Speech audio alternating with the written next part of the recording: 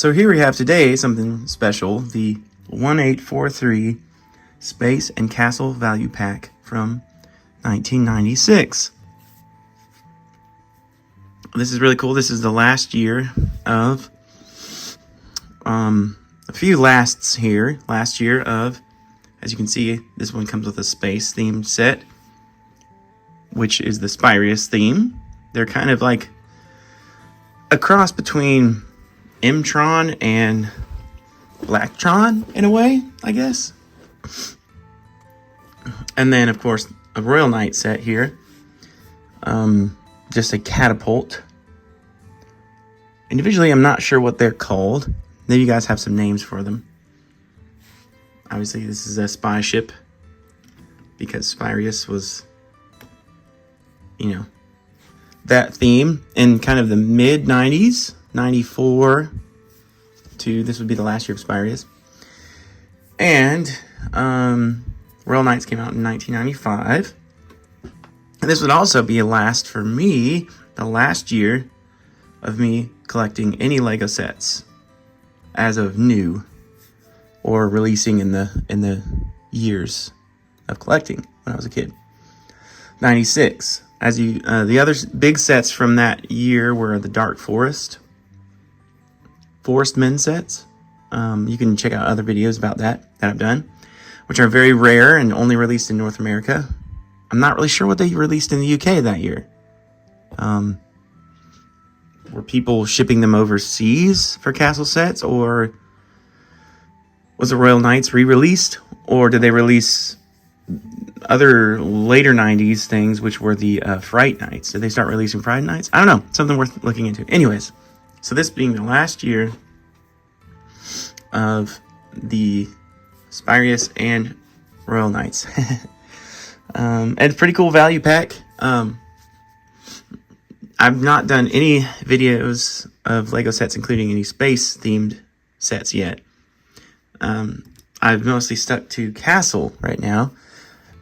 I decided way many years ago just to go through theme by theme. So heads up, obviously my focus has been on this channel the Castle theme, with the idea being just simply starting with the oldest historical things first, which would be Castle.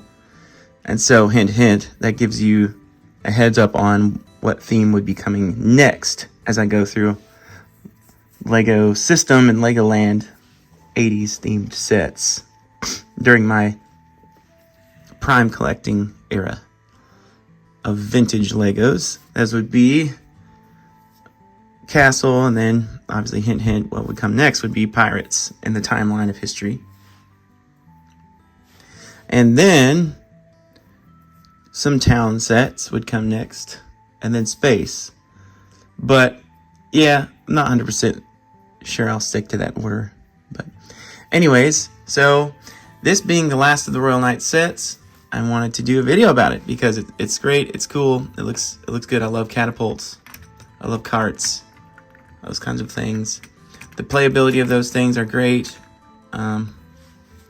The alternate builds on this one are not the greatest. Pretty odd.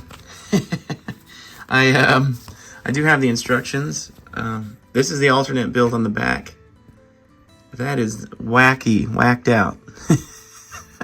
I would never build that. But as you can see, maybe he's time traveling, because there's a castle printed in Germany by Frank Druck. It says. Anyways, there's a castle and he's maybe time traveled back. Oh, there's another one. That's cool. And this, obviously, the instructions say 1996 Lego Group. So that's when this came out. So yeah, I have the instructions here. It's pretty cool. You can see this, a couple of things. Obviously, the catapult moves and it shoots by finger power. And it's great. It's a great looking thing. Easy to replace with other pieces for sure. Blue and black, easy to find. Nothing's really special there with that one.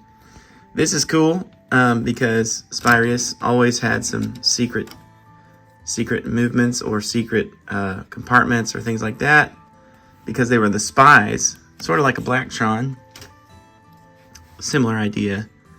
And so you could maneuver this thing as is, and then I guess it's got a big gun on the front, a laser or whatever, but then you could open up the wings, and that kind of makes me think of like Star Wars type ships, you know, coming in. Maybe you come into the atmosphere with it like this, and then as you go somewhere else and disengage, you can, sorry, it's hard to do with one hand. You fold it back up. Anyways, so that's the ship. It looks small, but as you can see, I think the instructions took a little bit longer than the other one because it's got quite a few little layers, which is neat. But yeah, that's a cool look. It doesn't disappoint, although I'm not really sure how you would function that in the real world. The catapult, of course, goes by finger power, and it has this, whatever that is, piece. Help me out. This piece. The tubing that can catch it as you finger power it up. And obviously it's going to work pretty well based upon your finger strength without destroying it. Obviously I didn't shoot it super far, but I'll shoot it to the back here. Might have to hold it with the other hand. Anyways, you get the idea. So, and you can obviously reload it. There you go. So nothing much to it. It does also, actually, almost forgot, has this little stop bar in the front, so you could mount it.